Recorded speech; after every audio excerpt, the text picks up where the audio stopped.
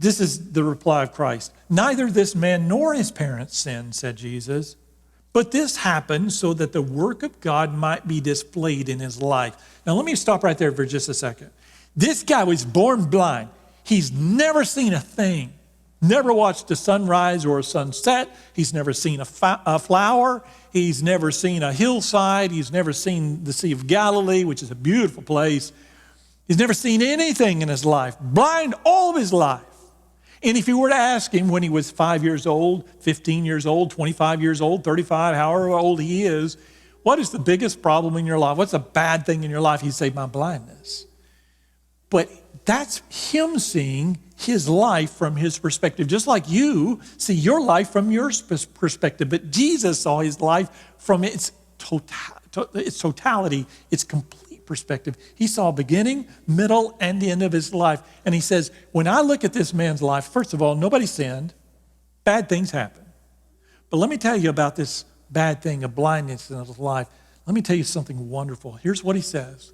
This happened so that what?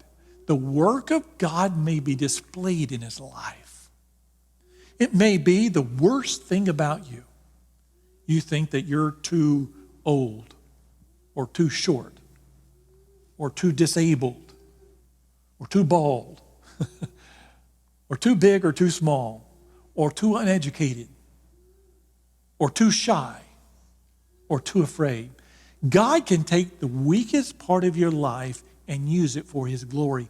In fact, all of this guy's life, this blind guy, his whole life was culminating in this moment. He didn't know it. When he woke up that morning, he's just another blind guy. He had no idea that his whole life was building to this moment. It was here. This was the time. And so Jesus said, this happened so that the work of God might be displayed in his life. And how was it displayed? Through his blindness. He took his blindness and restored his sight. And because he'd been born blind, nobody could deny it. Had he only been blind for 6 months, the Pharisees would have gone, 6 months, he's probably just gotten better on his own. But born blind, there was no refuting the fact that Jesus Christ healed him.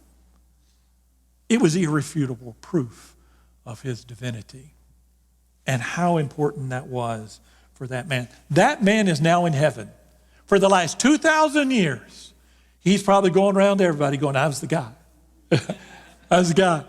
Oh man, am I so glad I was blind all those years, because it drew people to Jesus Christ. A matter of timing.